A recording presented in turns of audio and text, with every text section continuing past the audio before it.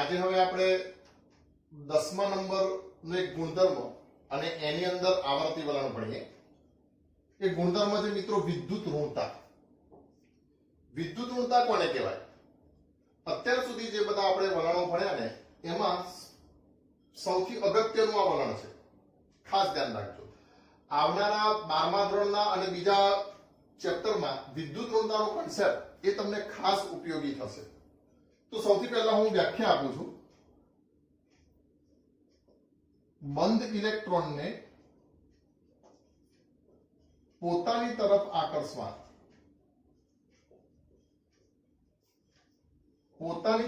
આકર્ષવાની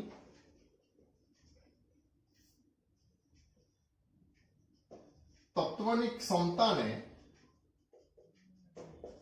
વિદ્યુત ઋણતા કહે છે.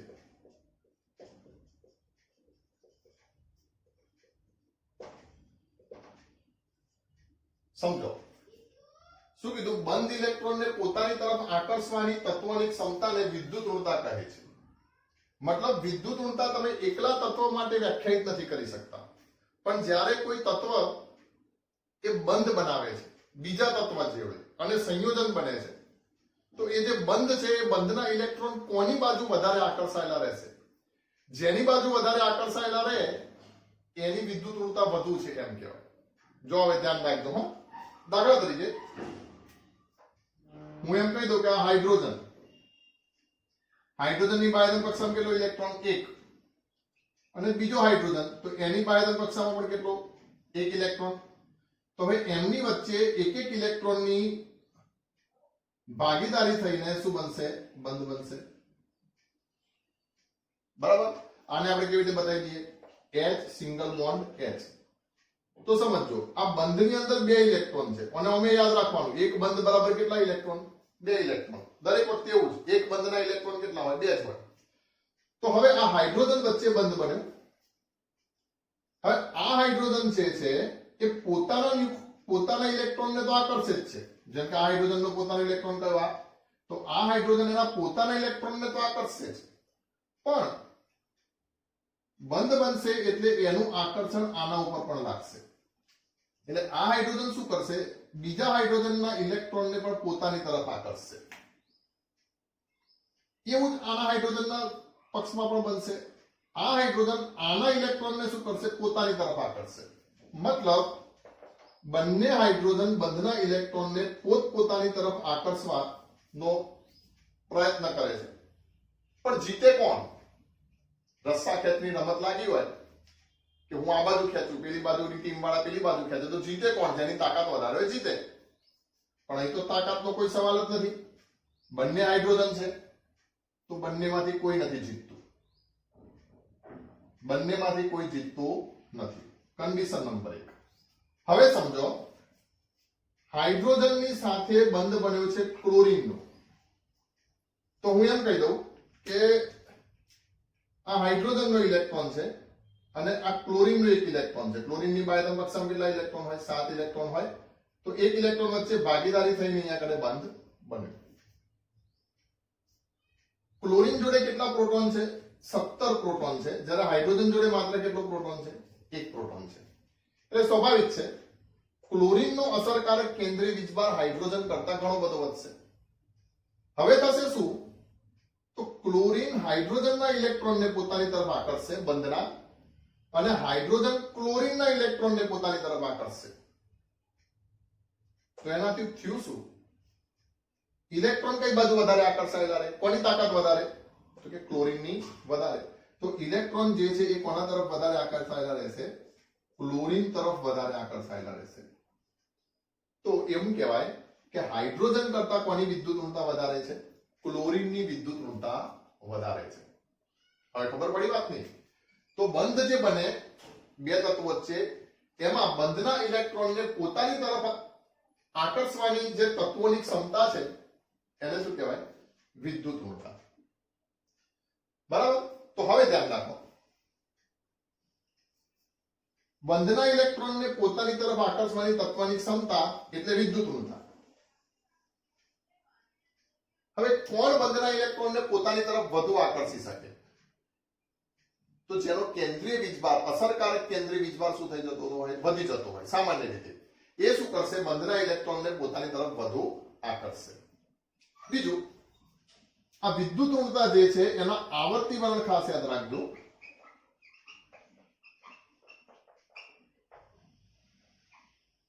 આવર્તી વલણ તો સમૂહમાં ઉપરથી નીચે તરફ જતા વિદ્યુત ઋણતા શું થાય, ઘટે. સમૂહમાં ઉપરથી નીચે તરફ વિદ્યુત ઋણતા ઘટે અને આવર્તમાં ડાબીથી જમણી તરફ જતા વિદ્યુત ઋણતા શું થશે, વધશે. કેમ? કારણ કે સમજો, આવર્તમાં ડાબીથી જમણી તરફ જઈશું એટલે પરમાણુ ક્રમાંક વધશે, પણ કક્ષા તો એની જ રહેશે ને. એટલે કેન્દ્રીય અસરકારક કેન્દ્રીય આકર્ષણ શું થવાનું, વધવાનું. તો અસરકારક કેન્દ્રીય આકર્ષણ વધવાની સાથે વિદ્યુત ઋણતા પણ શું થશે, વધશે. સામેવાળાના ઇલેક્ટ્રોનને એ પોતાની તરફ વધુ ખેંચી શકશે અને ઉપરથી નીચે તરફ શું થાય, તો કક્ષા દૂર ને દૂર જવાની. હવે આ તો ખબર છે ને, આ તો વારે ઘડીએ તમને કીધું છે. તો કક્ષા દૂર ને દૂર, ઇલેક્ટ્રોન બાહ્યતમ કક્ષાનું દૂર ને દૂર જવાનું. એટલે અસરકારક કેન્દ્રીય આકર્ષણ શું થઈ જાય, ઘટી જાય. એટલે ઉપરથી નીચે તરફ જઈશું તો વિદ્યુત ઋણતા શું થઈ જશે, ઘટી જશે. અને આ વલણની મજાની વાત એ છે કે આમાં કોઈ અપવાદ નથી, એ બિલકુલ સ્પષ્ટ વલણ છે અને સ્પષ્ટ રીતે તમે કોની વિદ્યુત ઋણતા વધારે અને કોની ઓછી એ તમે ખાસ નક્કી કરી શકો. બીજું, તમે હવે ખાસમાં ખાસ આ યાદ રાખજો, સૌથી વધુ વિદ્યુત ઋણતા ધરાવતા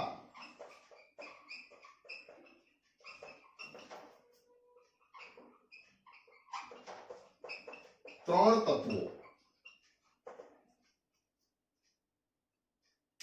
સૌથી વધુ વિદ્યુત ઋણતા ધરાવતા ત્રણ તત્વો. તો સૌથી વધુ આખા આવર્ત કોષ્ટકમાં સૌથી વિદ્યુત ઋણતા વધુ કોની હશે, ફ્લોરિનની હશે.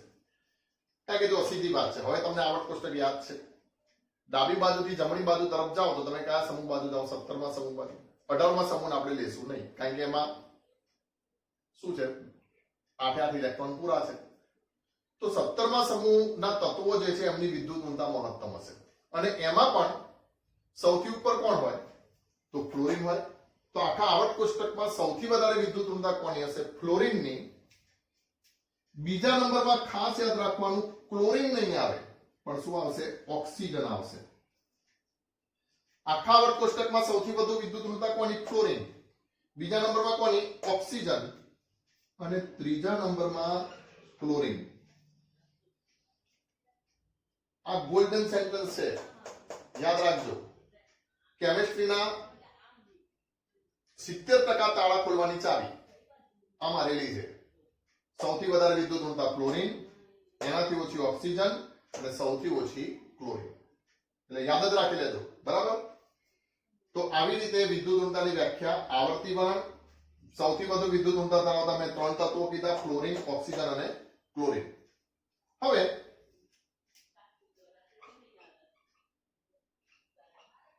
વિદ્યુત ઋણતા નું માપન કેવી રીતે થાય,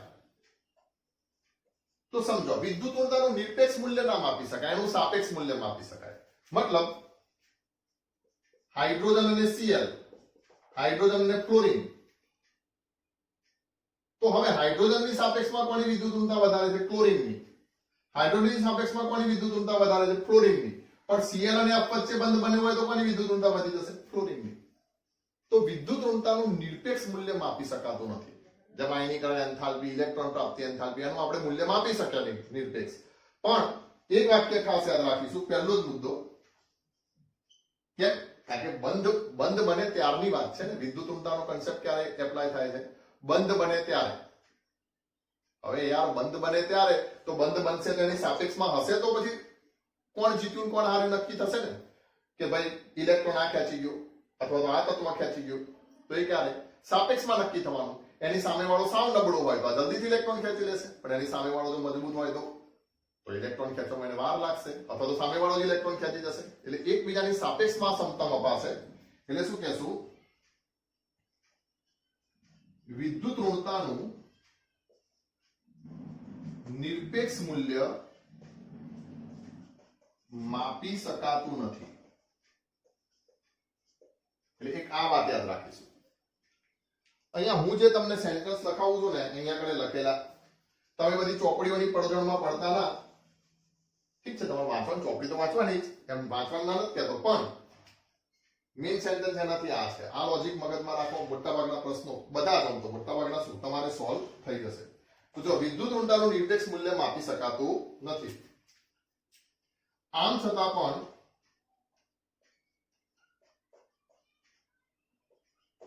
તેના માપન માટે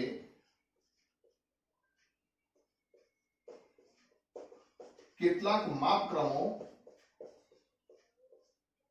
નીચે મુજબ છે.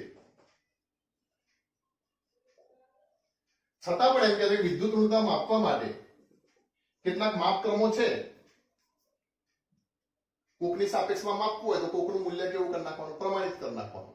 તો એ માપક્રમો કયા કયા છે તો આ યાદ રાખજો. નંબર 1 પાઉલિંગ માપક્રમ, બીજા નંબરમાં મૂલિકન ઝાફે માપક્રમ, પેલો જ રાખીએ નહીં, મૂલિકન ઝાફે માપક્રમ, અને ત્રીજા નંબરમાં છે ઓલ્બ્રેડ રોચોવ માપક્રમ.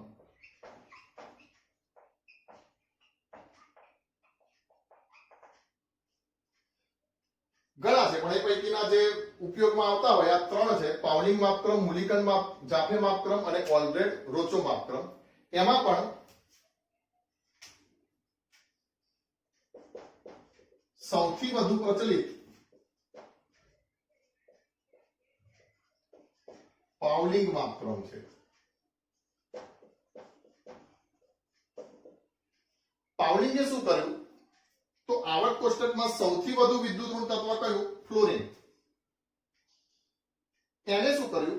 લિથિયમની વિદ્યુત ઋણતાને 1 એકમ ગણી લીધી અને પછી ફ્લોરિનની વિદ્યુત ઋણતા માપી. તો એ ફ્લોરિનની વિદ્યુત ઋણતા જે છે એના કરતા 4 ગણી મળી. એટલે કેટલા એકમ મળી? 4 એકમ મળી. બરાબર. લિથિયમની કેટલી ધારી લીધી? 1. કેમ લિથિયમ જ ધારે તો સમજો. બે છેડા પકડી લીધા કે આવર્ત કોષ્ટકમાં ડાબીથી જમણી તરફ જઈએ અને સૌથી ઉપર તો કોણ? ફ્લોરિન. અને આવર્ત કોષ્ટકમાં જમણી બાજુ સૌથી ઉપર કોણ છે? તો લિથિયમ છે. તો બે છેડા પકડી દીધા એને અને એને એવું નક્કી કર્યું કે ચલો લિથિયમને આપણે કેટલું ધાર લઈએ? 1. તો લિથિયમથી જેમ નીચે જઈશું એમ ઘટતી જશે. જેમ કે સોડિયમ પછી બનશે જેમ કે 0.5 કે જે આવતું હોય. આપણે કોઈ ચોક્કસ વેલ્યુ ખાસ યાદ રાખવાનું નથી, વલણ યાદ રાખવાના છે. તો સૌથી વધુ પ્રચલિત પાઉલિંગ માપક્રમ છે.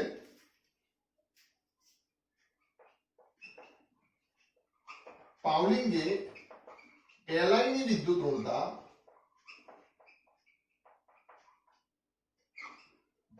એક ગણી અને તેના આધારે F ની વિદ્યુત ઋણતા માપી.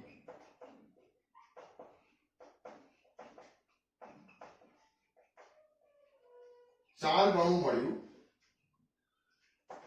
જેથી F ની વિદ્યુત ઋણતા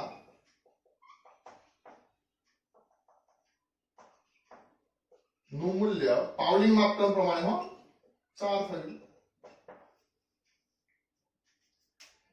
તો આવી રીતે આ થયો વિદ્યુત ઋણતાનો કન્સેપ્ટ. વિદ્યુત ઋણતાથી જનરલી ધાત્વીય ગુણ નક્કી થાય.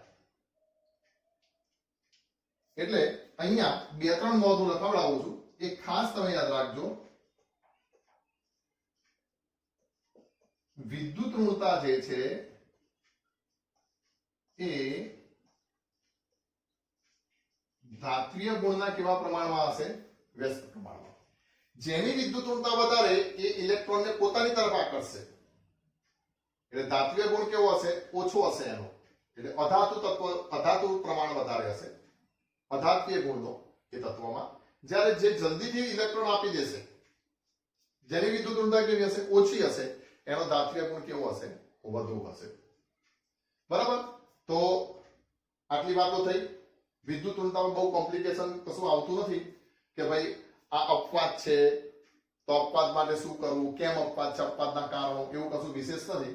તમારે આટલા મુદ્દા યાદ રાખવાના છે.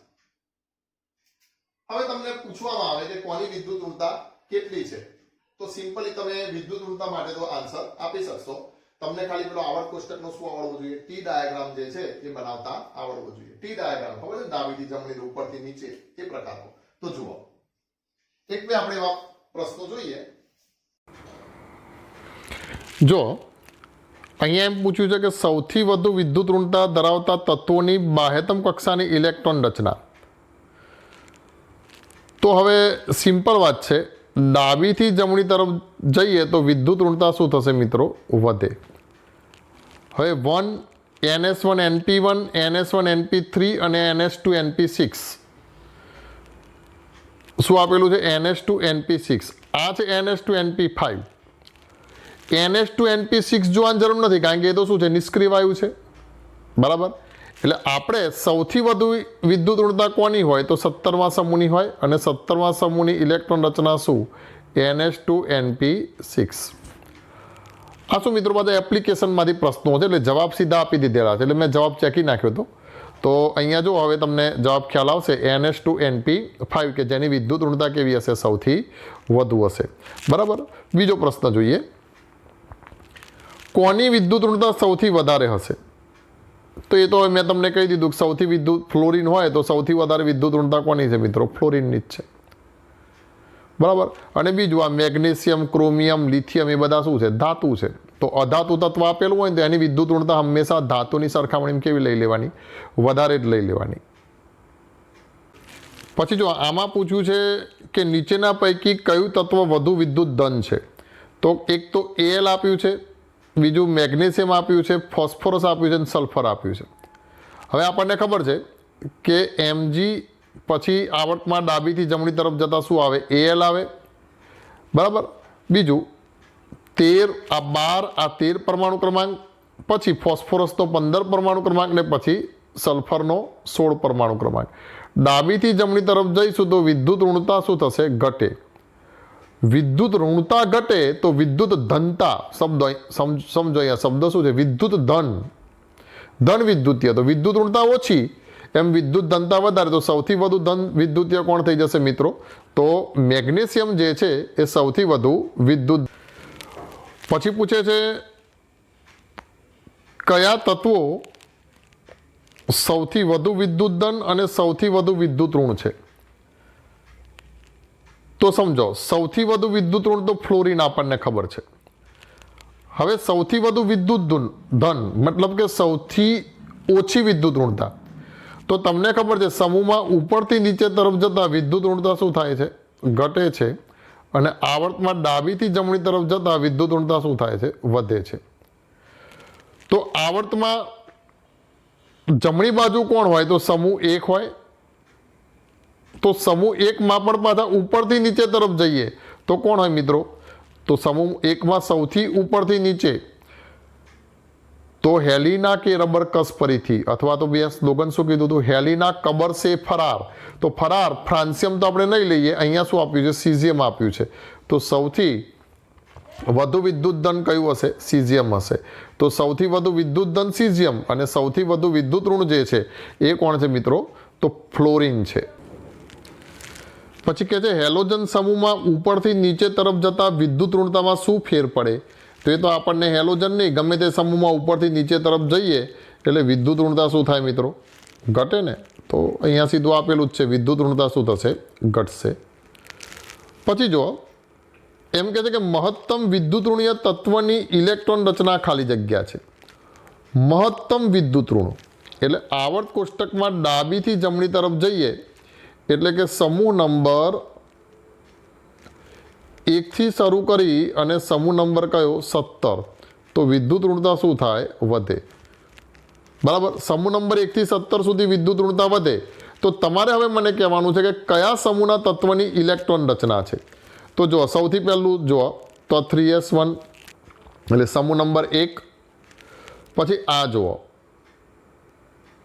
3s5 એટલે સમૂહ નંબર કયો થઈ ગયો, 17 થઈ ગયો. અહીંયા કને બટ સોરી 3p5 એટલે સમૂહ નંબર 17 થયો. 2p5 તો એ પણ સમૂહ નંબર 17 થયો. 3p6 તો આ તો સમૂહ નંબર 18 થઈ ગયો. 18માં સમૂહને તો આપણે ગણવાનો જ નહીં. તો બે સમૂહ 17ના છે, પણ આપણને ખબર છે ઉપરથી નીચે તરફ જઈએ તો વિદ્યુત ઋણતા શું થાય છે? ઘટે છે. તો બીજો આવર્ત આવ્યો 2p5. એટલે આમ જોવા જઈએ તો કયું તત્વ છે? 5 2 7 2 9 એટલે ફ્લોરિન છે, જેની વિદ્યુત ઋણતા કેવી હશે? સૌથી વધારે. એટલે અહીંયા સી જવાબ આપ્યો છે 1s2 2s2 અને 2p5. ખબર પડી કે નહીં? હવે જો એક પ્રશ્ન આપણે જાતે બનાવીએ. તમને જો એમ પૂછું કે ફરીથી લખું,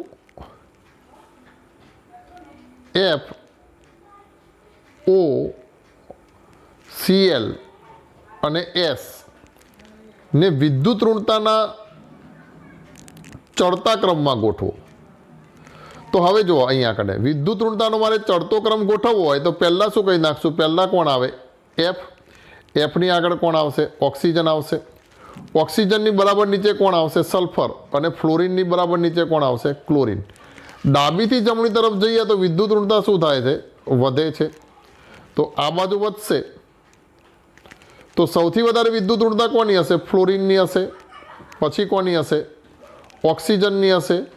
પણ ઉપરથી નીચે તરફ જઈએ તો શું થાય છે? ઘટે છે. અને ડાબીથી જમણી તરફ પાછી વધે છે તો પાછી કોની હશે? ક્લોરિનની હશે. અને છેલ્લે કોની હશે? સલ્ફરની હશે. ખબર પડી? તો આવી રીતે જ્યારે મિક્સ પૂછે તો પણ તમે જવાબ આપી શકો છો. પણ જનરલી મેં તમને કીધું ને કે તમે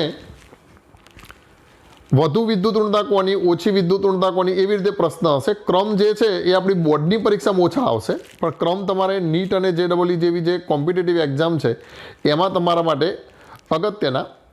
તો આટલા ક્વેશ્ચન આજે આપણે રાખીએ છીએ.